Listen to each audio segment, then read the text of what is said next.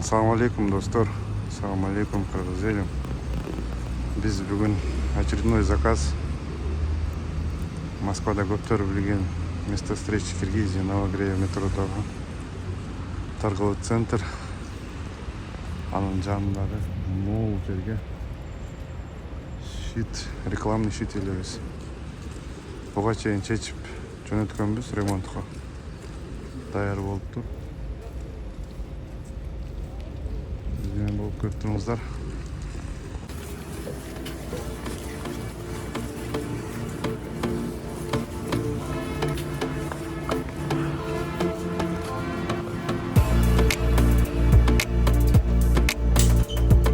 Baştan tekrar. Legenda.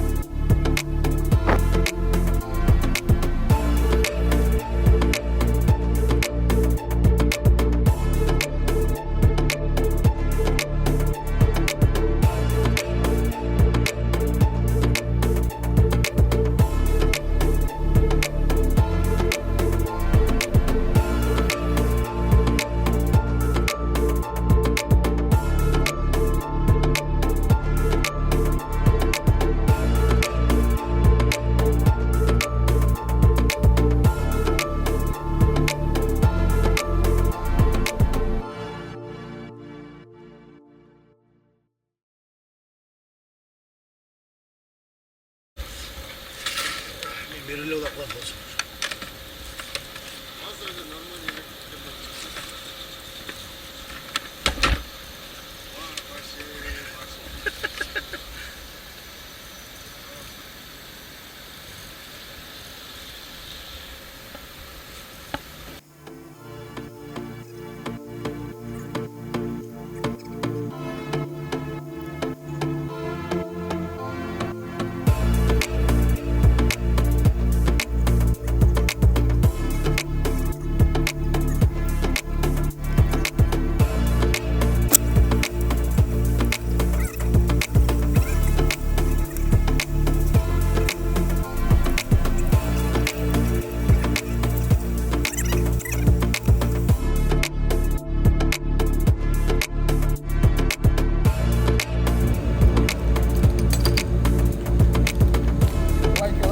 Лайки. До свидания.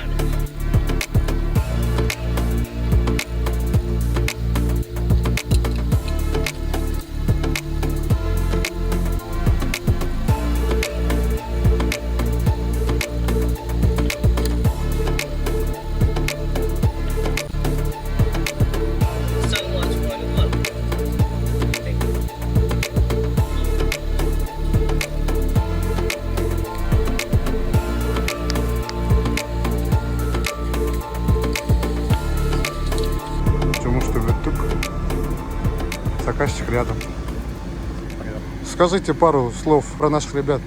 Как работают? Ребята молодцы. Не первый раз, да? Не первый раз приезжают вовремя, делают оперативно. Быстро. С толком, с расстановкой. И вам спасибо. И красиво. Если что, обращайтесь. Да, конечно, обращаться будем еще. Ага. Сработает.